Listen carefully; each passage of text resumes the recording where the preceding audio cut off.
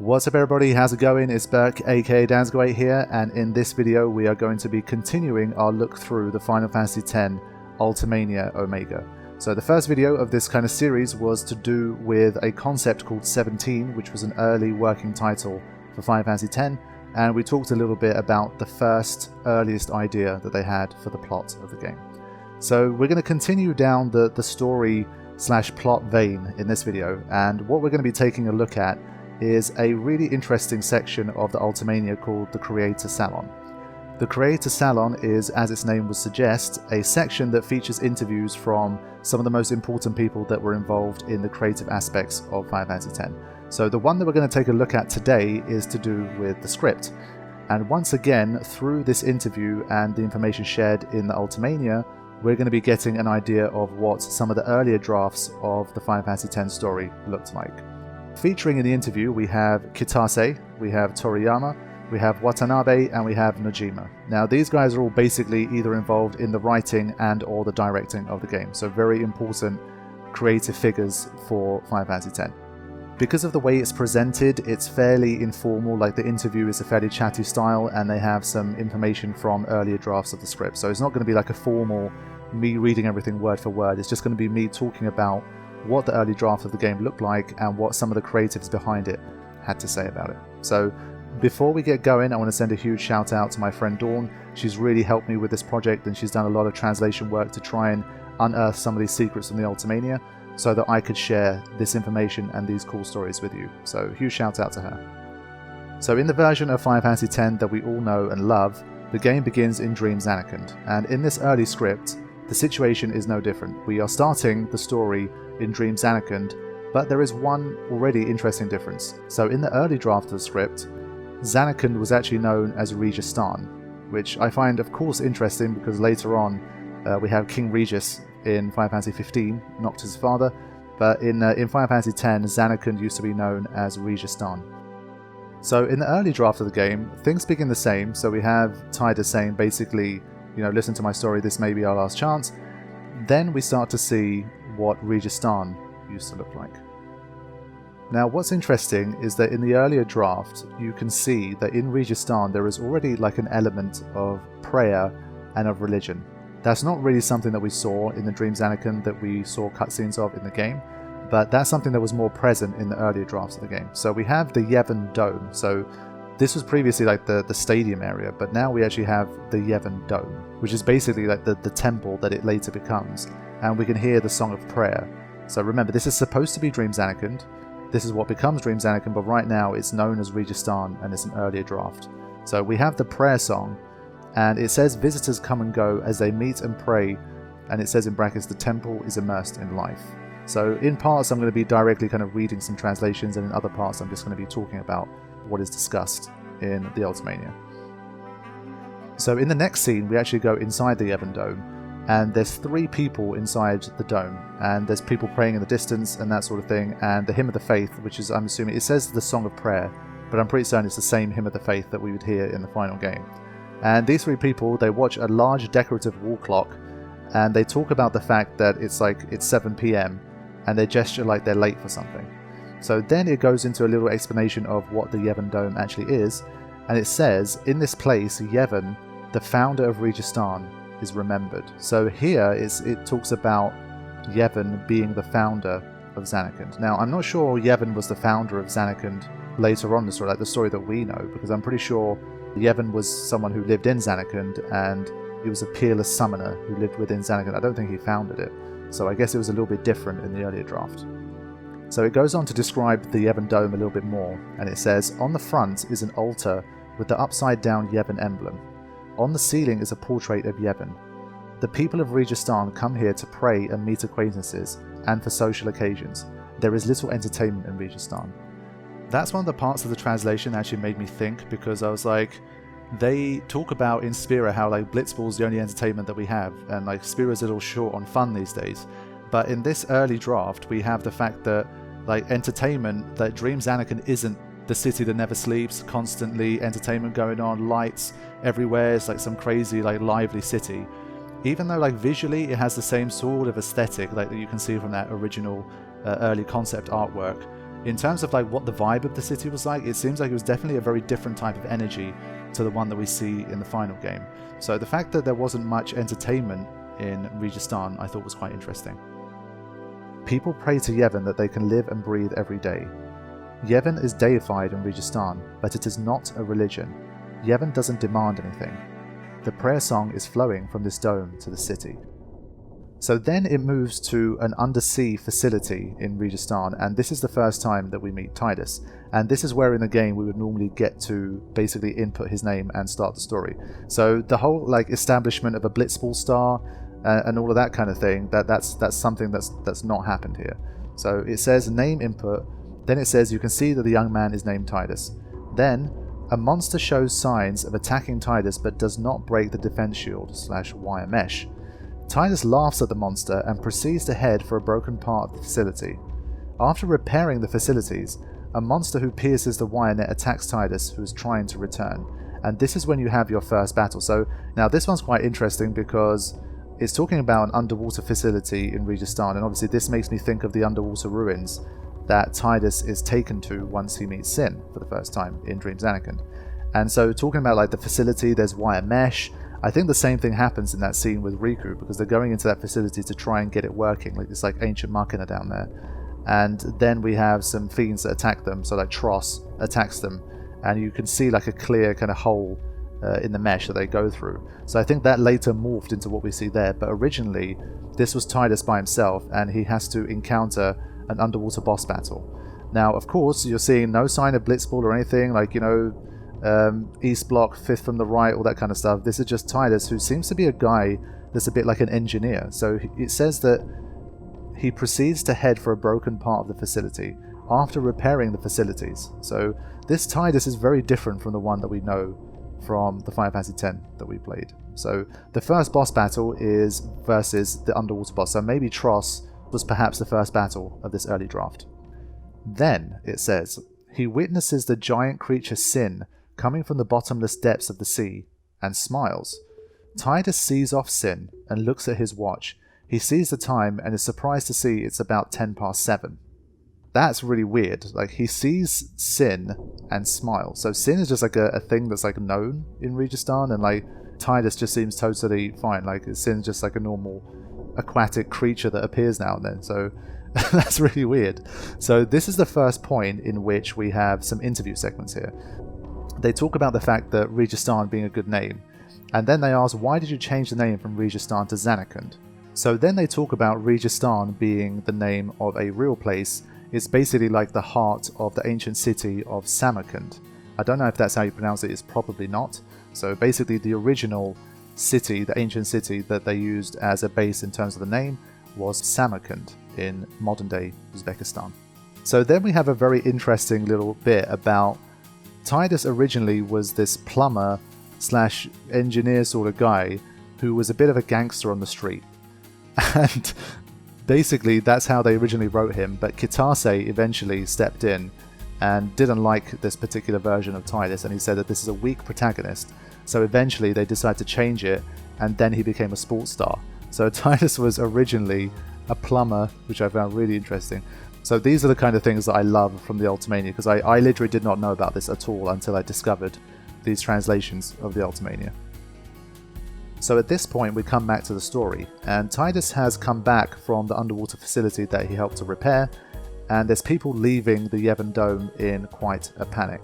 So Tidus is running at tremendous speed towards the Yevon Dome, and an illuminated bulletin board on the street shows how many people were killed or injured by monsters. So this is probably the point where normally he would see his dad. So we're starting to see an attack on Registan, which is the same thing that happened in the final game, but the way it's playing out is a little bit different to what we know. So now we go to the busiest part of Registan, and the translation says, and in the background we can hear the hymn of the faith, but there's a lot of monsters that have appeared on the scene. So we have these monsters, but this time around them we have these groups of fighters dressed in red costumes. There is one guy without a mask who appears to be leading the group, and they're surrounding some monsters. Then there's a little bit more description about what's going on. So it talks about a large number of wild horses are watching around it, which I found interesting. Like I don't recall seeing any horses in Final Fantasy X, but that's what it says here. Then it talks about the bulletin board changing to like a different type of advert. Then it has a video telling the time. Then it talks about this group attacking this monster and it being very easy for them to defeat it. The group takes a fixed pose, something like a salute. So then it says the group's name is Red and the commander's name is Auron. Auron notices the sight of a black robe in the field of horses and a man, and it says in brackets, a guardo, passes through leaving the place. The red slasher chases the man in black and proceeds to go through the busy bustle of the wild horses. So really, really different from the original. So we have the guardo appearing in Dream Zanarkand in the original. That's pretty crazy. So Auron is the leader of like this group of fighters, which doesn't seem surprising at all, but that's his job in this earlier draft. And they spot a man in a black robe who's a guardo, and they go and and one of them goes to chase him down. So very different things happening right now. So while this whole thing is happening, we cut back to Tidus, and what I'm getting from the translation here, because it's quite concise and quite bullet pointed, it's not the easiest to follow, but from what I've understood, he's basically trying to make his way back to the dome, and he wants to try and find the people that were previously waiting for him there. By the time Tidus has got to the dome, they've already left, and he's already too late. So it says Tidus is lonely, then it says he is bored and leaves the dome. So he's missed his friends, basically, due to getting attacked by the monster in the underwater facility. Then we start to get some more insight from our creatives. So they say that in this version of the plot, Auron worked as a red slasher in Zanarkand to defeat monsters. At this point, he wasn't even dead. That's like really interesting. So in the original plot, Auron was not an unsent in Dream Zanarkand.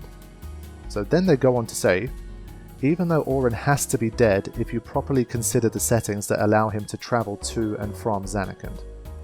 And then Kitase says that there was a time when Tidus was the one who was actually dead / unsent. And then they start laughing, and then they say, I made such a scenario, but the next day I saw a certain movie and said, oh.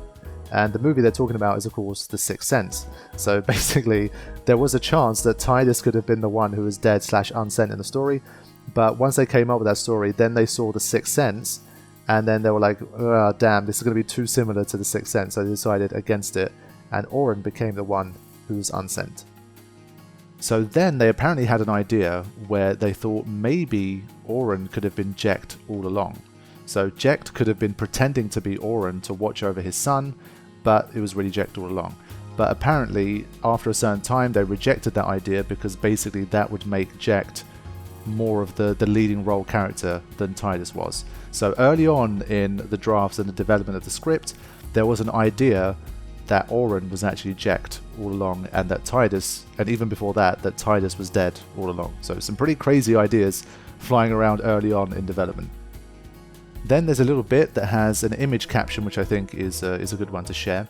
And it says, an illustration of the initial image of the red slashers. It seems that the Masamune, Auron's weapon in the actual game, was their standard equipment at the time. So now we continue on with the story, and we have Tidus' ship. It says Tidus is a marine resident, so he lives on like a boat / ship. Then we have kitchen with dining table. You guys are going to like this bit. This is what the translation says. Tidus is preparing breakfast. The amount of food is too much. He has been living alone for a long time, and cooking is a daily routine. He is bored and has created various cooking techniques, flashy pan use, etc. A large quantity of dishes has been made since the daily routine was to make 3 servings. You cannot cook in small quantities. Tidus eats a lot, but he still can't eat it all. His mother was sick, so doing all the housework was Tidus' role. So I found that quite interesting, the fact that there's this focus on Tidus being like kind of quite an independent person and being a bit of a chef, which again, so we already have like the plumber / gangster narrative, and we also have the fact that there's this focus on Tidus' ability to make food with flashy techniques and that kind of thing. So then we continue, and again, as I've been saying a few times throughout this whole thing, you can see like elements of these things that don't appear in the final game as you see them here, but there's certain like assets and areas and that kind of thing that have been slightly shifted around and used in different ways for the final release of the game, which is also good to see. So what follows is basically some scenes from Tidus's life in Registan, and one thing that is definitely clear from this earlier draft is that in the earlier versions of the game there was going to be a greater focus and a greater amount of time spent introducing Dream Zanarkand and what day-to-day life was like there. And of a lot of the stuff that I read like throughout these translations and like the Creator Salon stuff, most of the stuff I would say that I'm very happy with how it turned out in the end. So like not a lot of these ideas I would have liked to have carried through to the final game, and they didn't. And for most of the time I think it was with good reason. But I think that the general idea of having a greater idea of what Tidus's day-to-day life looked like in Dream Zanarkand, I think that would have been kind of cool. I do wish that we could have seen a little bit more of that before, you know, Sin's attack and he gets sucked in and he goes to the salvage ship and all that kind of stuff. It would have been nice to maybe get 15 minutes, 20 minutes of just like what was life like there.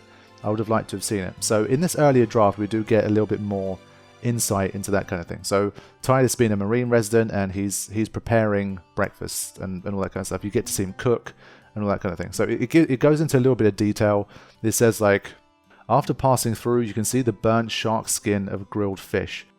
So we've got the whole cooking thing going on, and then there's this little bit where it talks about Tidus takes out the handle of a sword attached to his waist holster. Tidus's fingertips manipulate the handle of the sword, and with a little bit of a hack, and in brackets, sound effect, the sword effect works. The water sword solidifies and becomes a short sword. So the Brotherhood is a sword that we see in the game. I think it looks amazing. I've talked about like how cool would it be to have a lava lamp in the shape of a Brotherhood, like the liquid inside and that kind of thing. Now, in the final release that we play, when Auron tosses Tidus the sword to fight the Sin Scales, Tidus looks like he's never seen a sword before. Like he's struggling to pick it up and all that kind of thing. But in the earlier drafts, we have what looks like the Brotherhood being introduced very early, and Tidus is someone who is quite familiar with swords, and he has like a waist holster, and he's got his own little short Brotherhood sword and that kind of thing. So Tidus in that sense was also a bit different in the earlier drafts. And after this little bit, there's yet another little montage of Tidus cooking. So like there's lines like, you know, there's a stove with a flaming fire, Tidus is holding a sword, there's lots of ingredients and canned food. His hands stretch out and he throws one ingredient after another. The camera approaches the line of the ingredients in slow motion. Cut vegetables are thrown into the frying pan to show the movement of Tidus's waist and legs. He shakes the frying pan and the flames rise. So Tidus is like a legit chef in this earlier iteration of the story. So now we've got a few more little quotes from Kitase and Nojima. Kitase says, "Speaking of which, I had an idea to make Tidus cook in Zanarkand." Nojima says, "Cooking is my life," and he laughs. Then Kitase says, "The intention was to give a sense of life there, so that later on you would miss the world where he was from." And again, I mean, I see this and I'm like, yes, like, why did we not do a little bit more of this? Because of course, a big part of what goes on with Tidus very early on in the story is that this guy's been quite literally sucked out of his own life and his own reality, and he's been dumped into this completely unfamiliar place. And very, very soon after this whole thing happens and he gets over the shock of it, dude gets really homesick. And that's absolutely normal for anybody else. And I think to kind of further hammer home why he would be homesick, I think it would have been nice to give a greater sense of context of what his life was like in Zanarkand. So even like these little scenes with like the cooking and his home and that kind of thing, I think it would have been nice to have seen a little bit more of that stuff before we get kind of zapped over to Spiro. So that's one thing that, having read this stuff, I do feel there's a little bit of a shame. It really could have been even like 10-15 minutes of cutscenes, or like a little bit of non-combat gameplay in Dream Zanarkand to really give a better feel for what Tidus' life was like before Sin attacked. I think that would have been really cool, but alas, that's how it is. So from here on, the story continues, and we come to a section that features the Sin attack. We're back at the Yevon Dome. So this time Tidus is coming back to the dome, and he is together with a friend who in brackets is referred to as a colleague. And the colleague says to Tidus, "It seems that there was an accident at the dome." And Tidus says, "Did something get broken?" Which I'm sure he means like, you know, was there damage, like were there people hurt and that kind of thing. So then we move inside the dome. And repeatedly during these translations, it says that on the ceiling is a picture of a middle-aged man. And I'm pretty sure every time that's basically Yevon. But it talks about the fact that Yevon is on like the ceiling of the Zanarkand dome, like every time you go into it. So, once they re-enter the dome, it says, men in black robes go out of the dome inconspicuously. There is a blackout. Confusion ensues among the people inside the dome.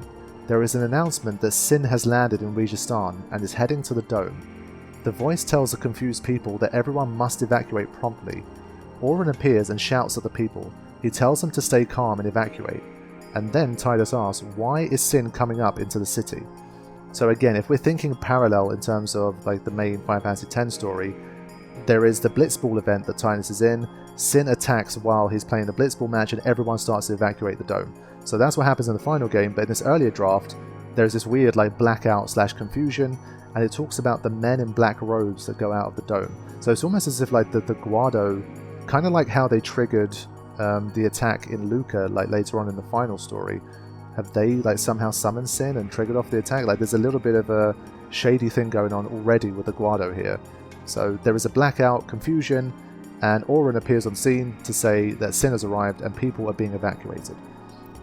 So now we're outside the dome, and they give us this kind of description of the early Sin. So I'll just read what is here. Of course, as always, these might not be 100% word for word accurate, perfect translations, but I think you can kind of put the pieces together based on what we have from the translation. So it says, people are running away. Sin approaches the dome. Sin, when seen from the ground up close, is covered in scratches. There are countless phantom insects clinging to it, and even old-fashioned weapons, spears, arrows, etc. piercing its body. In Registan, Sin's eyes are closed except for two. It is unknown that the eyes are prominent. However, when all of the eyes open wide, they attack Registan. Upon encountering Tidus, the eyes covering the body, as well as the eyes covering the head, close for a moment. Only two eyes on Jecht-Sin remain open. It has very sad, gentle eyes. Once again, all of the eyes open, ferocious, many eyes. The eyes are monster-like, so there's this really like strong reference to the eyes.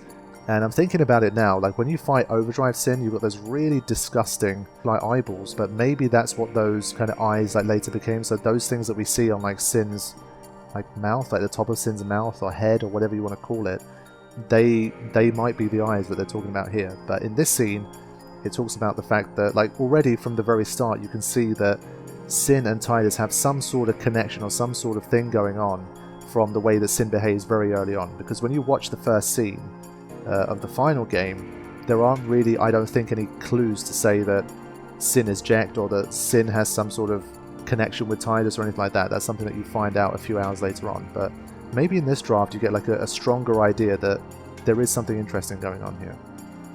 So I'm going to go back to the translation now, and interestingly, I think it's talking about the fact that Auron basically fights Sin in this particular situation and actually defeats Sin. Like not in a defeat way, but does enough to drive Sin away. So this is what it says. Tidus notices the Red Swordsman at the foot of Sin. It is engaged in a reckless battle against the Red Slasher who stands to stop the progress of Sin. Then it says, Sin has been destroyed by a single blow. Sin's movement stops. Sin changes direction slowly and tries to return to the sea. Tidus notices the men in black clothes. They are watching Sin. A man stands out among them, in brackets, Seymour. Auron comes out of the dome and stands next to Tidus. So that's that next little snippet. And as you can see, in terms of like how it works in terms of Registan / Dream Zanarkand being totally abstracted from the rest of Spirit, it exists in like its own bubble, and you know the only way to get in between them is to basically be an unsent, travel by Sin, all that kind of stuff. Here we have characters like Seymour supposedly being in Dream Zanarkand, and the Guado in general are in Dream Zanarkand too. So it's a really different take on the way in which Dream Zanarkand exists and who can inhabit it and who's a part of what's going on there. So I found that part really interesting too. Seymour is introduced very early into the story and is introduced within Registan / Dream Zanarkand. So that's really, really weird. Next we have a conversation with Auron and Tidus. So Tidus says, "They're suspicious." Auron nods. Someone calls Red Slasher. The red soldiers are trying to get up, but all of them are injured except for Auron. So it's pretty clear that Auron was the big total badass guy, like from very, very early on in the script. All of them are injured except for Auron. There is a sound of an explosive. Sin, heading towards the sea, seems to have destroyed the building. Sin is moving far away, so the building being the Zanarkand dome. Auron says, "Tidus, help." Auron begins running after the Guado. Tidus, "Why me?" Auron, "This is your story." Tidus, "Huh?" Auron starts running without seeing Tidus' reaction. Tidus chases after him. Tidus, "What is my story?" Wow. So, again, Sin has already left, and so it seems like the Guado were a much more like immediate threat, and that's what triggered the story like earlier on. I found that really interesting as well. So Auron begins running after the Guado, and that's the point in which he tells him that this is your story. So that's really interesting. The two of them start chasing after the black kind of cloaked Guado in Dream Zanarkand. So this is just it is wild, man. It's really different. I loved reading this for the first time. It's such a different story. So this next part is a little bit odd because it says that Auron and Tidus follow the men through a burning city. The men are surprisingly quick, which made me smile because the Guado were extremely quick in Blitzball and that kind of stuff as well. So I guess the Guado were always designed to be quick. And then Tidus says, "What was that just now?" Auron replies, "Later." Sin tries to sink into the sea. The men run towards Sin. Tidus chases. An encounter battle has occurred. So early on you're fighting against the Guado as they run towards Sin. So like for this stuff, it doesn't give like a clear explanation of what's going on here. Like this is pretty much all you get from the bullet points. But I mean, if I have to try and speculate and connect some dots, to me it sounds like the Guado are somehow using / manipulating Sin to be able to travel to places. So maybe they were trying to ride Sin back out of Registan or something. So like they brought Sin in, and they were running back to Sin to try and escape together with it. And that's why Tidus and Auron were trying to chase them down, because they didn't know who they were, and obviously they were clearly involved in Sin's attack. So I think that's what's going on here. So like the Guado might have had this ability to summon Sin, or to ride Sin, or to control Sin, or something like that. So they were always kind of antagonistic figures in the story, but in the earlier draft they were much more tied into Sin and like the entire general plot surrounding Sin as well, based on what I'm seeing here from the translation. So that I found that again very interesting. So then we got a few more little interview tidbits, and in this one Kitase talks about how originally at the end of this whole like segment / encounter, Sin was supposed to actually leave Dream Zanarkand, and from what I understand, like he was supposed to leave Tidus and Auron and those guys behind, so it wasn't going to play out the same way as it does in the final version. So I think we were going to spend more time in Dream Zanarkand in the earlier draft, but then nearer the end of development he decided to keep Sin around and keep him in Dream Zanarkand, and basically have the whole Sin transporting Auron and Tidus in the way that we see in the final version of the game. So Kitase's colleagues say to him in the interview, they say, "When you came back to the development, there were some discussions. It was strange that Tidus goes back to his house while Sin is still there. We thought about various reasons why we might still stick around in Dream Zanarkand after the Sin attack, like Tidus returning to help the children he promised to teach about Blitz." So this is talking about like a later draft in which we do have Tidus a sports star, and I think even in that situation they were thinking about having a longer Dream Zanarkand section in which perhaps he returns to teach those kids Blitz that we meet at the very start of the game. Then Toriyama says, "Eventually Auron was pulling him, but when I was thinking about the reason, I told you that Tidus might be more concerned about date appointments than teaching children how to Blitz." Then there's a nice little bit from Nojima who says, "Speaking of the premise of dating, I was happy to be able to give a line saying 5th girl from the right." So you have the two girls that you meet very early on, the groupies, and then later on Tidus mentions these girls on the Mi'ihen High Road, and he talks about how if you focus on the cute girls and that kind of stuff, that's when you'll lose the match. So he talks about that connection he made between the 5th girl on the right and what Tidus says on the Mi'ihen High Road. Toriyama acknowledges it and says that connection was successful. So that is what we have in terms of the early version of Dream Zanarkand, which was known as Registan, and early version of the sin attacks. So some of the things to take away from this, like if we're summarizing some of the biggest things that I've noticed that changed, was that Tidus was supposed to be a plumber, and it even said that he was called a gangster on the street, but then eventually they changed that and he became a sports star. So Tidus was very different in this early version of the story. So that's one of the first ones. Another one is that Tidus had seen Sin before in this early version, so Sin is something that people seem to know about. There's also the whole thing about Yevon, the Yevon Dome. There's an element of like prayer, the Hymn of the Faith is used. Yevon is already like revered and deified in Registan before all of this stuff pops off. We've got Auron, and we've got like his red sort of Crimson Knight type characters, and he was like this sort of already a fighter kind of character, and he fights Sin, and basically he manages to drive Sin away in their first encounter. So that's another one. But of course, one of the most interesting ones is, again, we have the Guado. So the Guado were originally meant to appear in Dream Zanarkand as like these cloaked, like black wearing shady type of people, and even Seymour is among them, and they appear to have some sort of connection to Sin in terms of they were either controlling Sin or they were riding Sin like to and from Registan or something like that, and they were very clearly already antagonistic figures in the story. And of course, one of the biggest things is that in the earlier drafts, or like in the planning stages of the story, there was a chance that Tidus could have been the one that was the unsent all along in the story. And we also had that narrative where Jecht was actually Auron all along, and he was basically kind of looking over his son after he died and all that kind of stuff. That would have been really, really interesting, but they said that would make Jecht the main character of the story, so they decided to stick with what they have for the final game. So some really cool ideas and interesting changes compared to what we see in the final game, and it was really fun to read these and check them out, and most of it to me was new information, and that's always cool because after, you know, more than 15 years after I first started playing the game, finding new things is just so awesome, and I love finding them and sharing them with you guys.